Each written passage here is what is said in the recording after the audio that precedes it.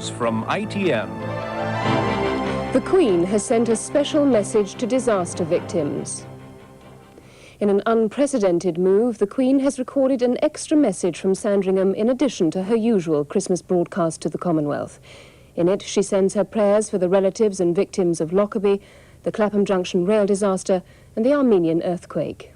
All three came with great suddenness and destroyed the lives of many people who were looking forward to celebrating Christmas with their families and friends. So there are many homes today where the joy of Christmas has been darkened by a cloud of sadness and grief. Our hearts and prayers go out to those who have been injured and bereaved. And it is my hope that the eternal message of Christmas will bring some comfort in the hour of sadness. Around Lockerbie, relatives of the American victims have been visiting the scene. 235 bodies have now been found from the plane. 13 local residents, including 3 children, are still missing. And today, Pan Am and their underwriters jointly donated £100,000 to the disaster fund. Early this morning, firemen and the rescue services returned to the hill where the shattered cockpit of Flight 103 lies half buried in the field. Crash investigators from Pan Am were sifting through the wreckage. Hundreds of police were drafted in for a briefing in a nearby church before beginning the search for further debris. Stretchers were brought in for the grim task of recovering the remains of the victims. The bodies were lifted out by helicopters. On all the hillsides surrounding the town of Lockerbie, stretcher parties were out recovering remains. They were taken to the temporary morgue in the town hall, where their relatives will attempt to identify them.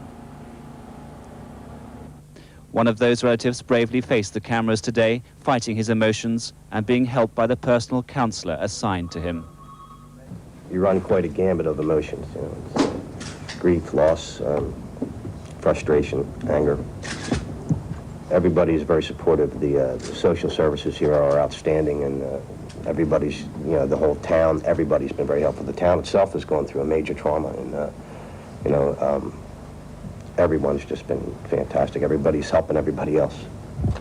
In the shattered and still smoking remains of Sherwood Crescent, they were picking through the rubble. Sniffer dogs were being used in case any victims still lie undiscovered.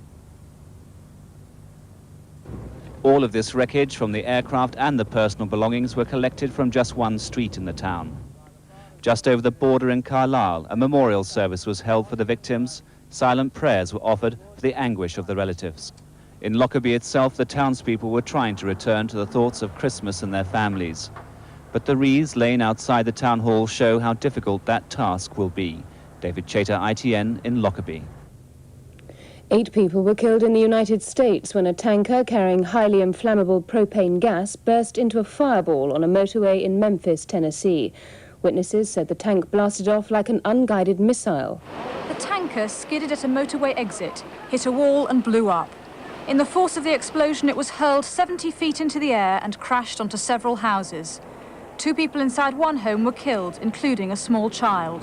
The flames were all coming up in the house.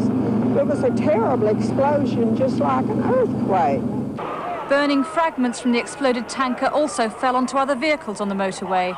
6 cars were totally destroyed. Motorists and local residents were rushed to hospital. 4 of them are believed to be suffering critical burns. In the traffic jams which followed, a second tanker driver also lost control of his truck. It overturned and he was killed.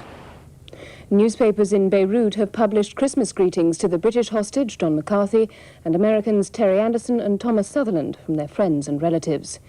In London today, friends of John McCarthy sang carols to mark his 3rd Christmas in captivity. They were joined by members of St Bride's and Bach choirs in Covent Garden.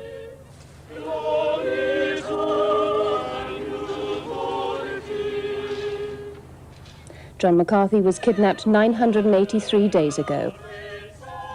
And that's the early evening news. The main news this evening will be at 10 to 10.